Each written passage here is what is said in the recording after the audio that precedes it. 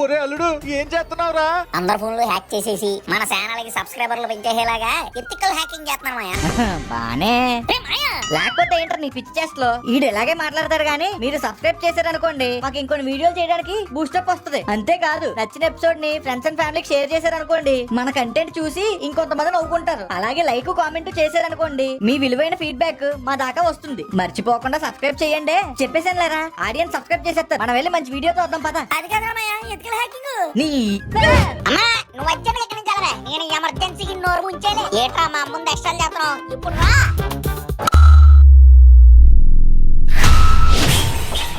ఎత్తిసాను మూత పట్టండి.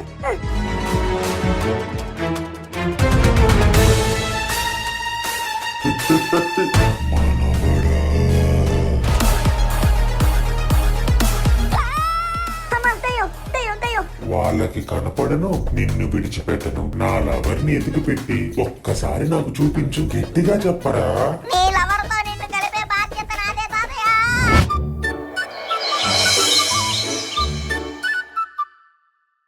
నువ్వే కాదా నేనంటేనే నువ్వే కాదా నాతో ఉంది నువ్వే కాదా ఓ పెరిగా.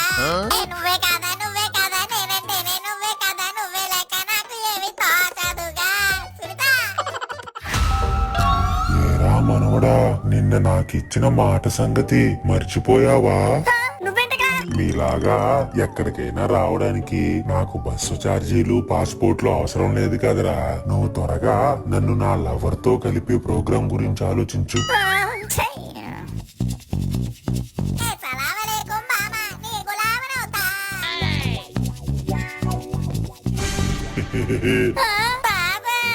అదేంట్రా మనవడా, నా లవర్ ని త్వరగా వెతికితే నేను కూడా ఇలా అత్తరు కొట్టుకుని వెళ్తాను కదా. ఏంట్రా ఒక్కడవే ఏడుస్తున్నావేంటి? ఏమైంది? ప్యాంట్ లో గాని సేవ దూరిందా? అది కాదమ్మా ఒకసారి అర్థంలో చూడు. ఎవరున్నారా? నువ్వే ఉన్నావు. హాయ్, నేను ఆమెకు కనపడను, నీకు మాత్రమే కనపడతాను. నువ్వు ఎంత గింజుకున్నా నీ మాట నమ్మరు. తీయ పాలకు మళ్ళీ పాట ఒకటే. ఏంట్రా? ఏం లేదులే నువ్వు వెళ్ళు.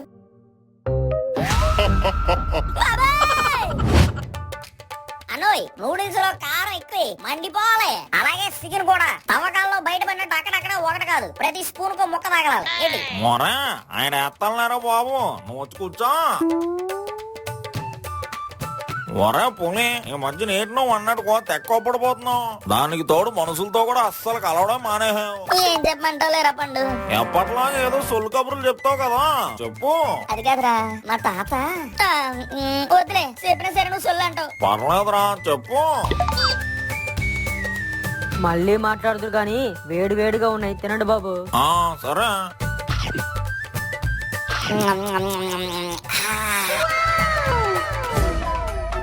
ఏరా మనవడా, నాకేమో ప్రేమ ఆకలి, నువ్వు మాత్రం నీ ఆకలిని తీర్చుకుంటున్నావు కదూ. ఎక్కడ కూడా వచ్చావా? ప్రసాదంగా తిన్నావా? వెళ్ళు. వర బాబు నేనేం చేశాను ఇప్పుడు? నిన్న కాదులేరా పోయింది. ఒరే బాబు ఏటి నువ్వు ఏం మాట్లాడుతున్నావు? అక్కడ ఎవరు లేడు కదా. ఒరే నీ మాటలు చాలా ఇచ్చారేసుగా ఉన్నాయరా. ఇంతకు ముందు ఎప్పుడన్నా మాట్లాడావా? కాపాడు. ఇదిగో ఇదిగో నువ్వు తిని. ఒరే ఒరే నాకేం వద్దా నువ్వు తినే. ఒరే అది కాదురా బాబు, ఇల్లు కట్టరా.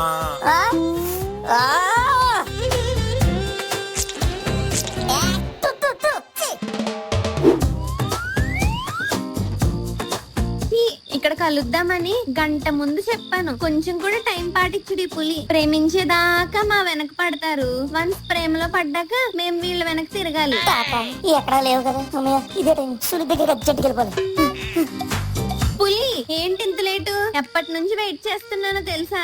దాదాపు 2 సంవత్సరాల నుంచి వెయిట్ చేస్తున్నాను. నేను 4 ఏళ్ల క్రితమే బయలుదేరానే సునీత. కానీ మా తాతను తప్పించుకుని వచ్చేసరికి ఇదిగో ఈ టైం అయింది. మీ తాత ఆయన ఎవరు? ఏం చెప్పమంటావు లేవే, ఈ మధ్యనే తగిలేదు నాకు. అదిగో ఆ సెట్ మీద చూసినాడే, హాయ్. ఈ నీళ్ళల్లో చూసినాడే కనబడుతున్నాడు. అదిగో ఆకాశంలో కూడా ఆడే. ఆఖరికి ఇంకో నిన్ను చూసిన ఆడే కనబడుతున్నాడు. ఏటే సునీత నువ్వు కూడా సీరియస్ గా చూస్తున్నావు, నీకు కూడా మా తాతయ్యం పట్టింది. ఛీ, ఒకప్పుడు ఎవరిని చూసినా నన్ను చూస్తున్నట్టు అనిపించేది అనేవాడివి. ఇప్పుడేమో నన్ను చూస్తుంటే దయ్యాన్ని చూస్తున్నట్టు ఉంది అంటున్నావు. నేను అలిగాను పులి, నేను నీతో మాట్లాడను. అబ్బా సునీత అది కాదే. అలా కాదే, నా బాధ నీకు చెప్పుకోలేను. పోనీ చెప్పినా నీకు అర్థం కాదు. అవునులే, నేనేది అర్థం చేసుకోలేను. ఇంకా నాతో ఎందుకు ఉండడం? జాబిలమ్మ నీకు అంత కోపమా, జాజి పూల మీద జాలి చూపుమా, నీ వెండి వెన్నెల్లే ఎండల్లే మండితే అల్లాడిపోదారే ఆపుమా. నీతో ఇదే వచ్చింది పులి, ఏదో ఒకటి చేసి కోపం తగ్గిస్తావు. అమ్మయ్య, ఇప్పటికైనా కోపం తగ్గింది కదా. ఏంటి పులి దగ్గరికి రావట్లేదు? ఏమైంది పులి? ఒకసారి వెనక్కి చూడు సునీత. ఎవరు లేరుగా? ఎవరు లేరా, ఉండరు, నాకు మాత్రమే కనబడతాడు. తాతా, వదులు తాతా. నా లవర్ తో నన్ను కలపకుండా నీ లవర్ తో నువ్వు ఎంజాయ్ చేస్తున్నావా? ముందు నా లవర్ తో నన్ను మాట్లాడించు, తర్వాత నీ లవర్ తో నువ్వు మాట్లాడుకో. ఛీ, అక్కడ ఎవ్వరూ లేరు, నువ్వు కావాలని ఇలా చేస్తున్నావు. నేనంటే నీకు ఇష్టం తగ్గిపోయింది పులి, ఇంకెప్పుడు నన్ను కలవకు, నాతో మాట్లాడకు. బాయ్. సునీత, సునీత, సునీత. ఏయ్!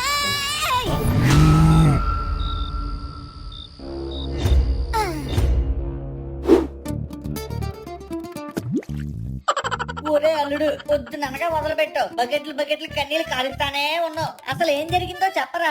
చెప్పడానికి ఏముందిరా మాయ, నా జీవితం సంక్రాంతి పోతుందేమో అనిపిస్తుంది. ఆల్రెడీ పోయినోడి దగ్గరికి వచ్చి నువ్వేంట్రా మాట్లాడేది? అది కాదురా మాయ, నాకు మా తాత కనబడుతున్నాడు.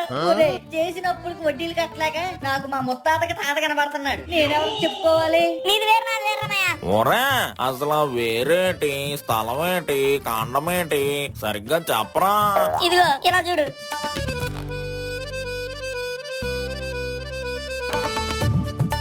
ఇదిరా జరిగింది. నేను పండుగడి చెప్పినా నేను చెప్పేదంతా సొల్లునా, అన్న మాట నమ్మడు.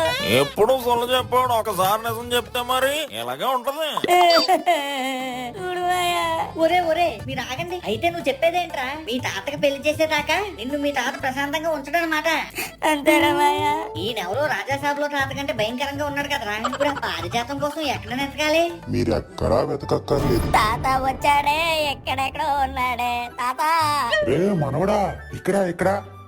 హాయ్. అదిగో మాయ, అదిగో ఆ బకెట్ లో కూర్చున్నాడు.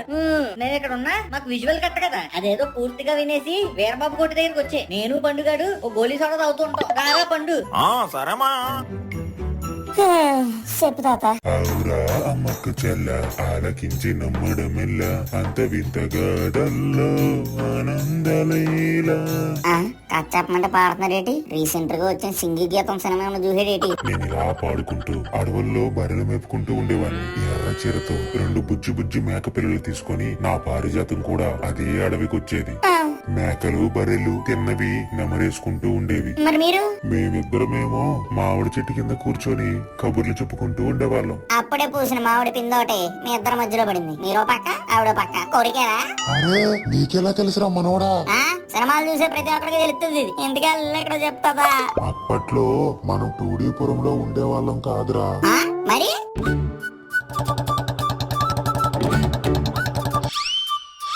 రవణమ్మ, నా కోడలుందే మహాగయ్యాలి రవణమ్మ. ఏం మందు పెట్టిందో ఏంటో నా కొడుకుని పొంగుని కట్టేసుకుంది. నా కోడలు ఏమైనా తక్కువ తినిందా నరసమ్మ? అది అంతే. పెళ్ళైన కాడి నుంచి నా కొడుకు నా మాట వింటేగా. అది సరే కాని పట్నంకి నీ కూతురునిచ్చావు కదా, వాళ్ళ కాపురం అయినా బానే ఉందా? ఆ వాళ్ళ కాపురం బానే ఉంది రవణమ్మ. అల్లుడు బంగారం, కూతురు చెప్పినట్టే వింటాడు. అది సర్లే కాని నువ్వు రాత్ర మనసు మమత సీరియల్ చూసావా? మా ఇంట్లో కరెంటు లేక నేను చూడలేదు. ఆ చూసాను. ఏం జరిగిందంటే ఇదిగో పెద్దామా. ఏంట్రా పెద్దామంటున్నావు? నేను మరీ అంత ముసల్దాన్నా? చక్కగా అక్క అని పిలవచ్చు కదా. ఇలాంటోళ్ళకి వాయి వరసలు ఉండవు రావణమ్మా. వీడికి పెళ్లి కూడా కాదు. మా మాయకి ఎలా కావదలే. ఈ ఊర్లో పారిశాతం గారు ఒకరు ఉండాలి. ఆవిడ ఇప్పుడు పారిజాతం అంటే ఆ మల్లెపూల గులాబీరావు కూతురే కదా, అది మాతోనే ఆడుకుంది అప్పట్లో మేము. ఆ, ఇదిగో బామ్ అక్క, అప్పటి స్టోరీలు ఎందుకులే గాని ఆవిడ ఇప్పుడు ఎక్కడుందో చెప్పండి. అది ఇప్పుడు ఇక్కడ లేదురా దోసకాయ మొహమోడా. దోసకాయ ఇక్కడ లేదా మరి ఎక్కడుంది? దాన్ని ఇచ్చింది అదేదో ఊరురా, నోట్లో ఆడుతుంది కానీ రావట్లేదు. నీకు తెలుసా రవణమ్మా? నాకు గవనం లేదే. ఆహా, ఆహా. ఆ, లడ్డూల పల్లె. లడ్డూలు పెళ్ళే ఎలాగెళ్ళాలి? ఏమీ లేదు, ఇట్టే నేరుగా వెళ్ళావనుకో అక్కడ కారాసపురం వస్తది. ఆ కారాసపురంకి కుడివైపు తిరిగితే చాలు లడ్డూలపురం వచ్చేసినట్టే. సరే సిస్టర్. వీళ్ళెవరై ఉంటారే? ఆ, వాళ్ళకం చూస్తే తెలియట్లే, కుక్కలు పట్టే వాళ్ళలా ఉన్నారు. ఆ ఊరిలో కుక్కలున్నాయో ఏంటో, అయినా అప్పట్లో పారిజాతం.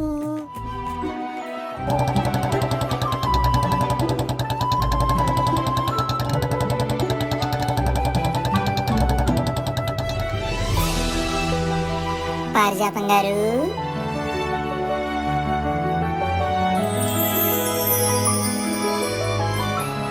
కాముడు కాముడు ఒరే మాయ, లేడీ ఫ్రెండ్స్ వడ్డీన విని చూస్తున్నట్టు చూస్తుందిరా. కాముడు. బామ్మగారు, నేను కాముడు. పారిజాతం ఎలా ఉన్నావు? నీ జ్ఞాపకాలతో ఇదిగో ఇలానే ఉన్నాను కాముడు. అయినా నన్ను చూడడానికి ఇన్ని సంవత్సరాలకు తీరిందా? అలా కాదు పారిజాతం, నీ దగ్గరికి చేరుకోవాలని నా ఆత్మ క్షోభిస్తూనే ఉంది. ఇదిగో ఆ విధి ఇప్పటికి కలిపింది.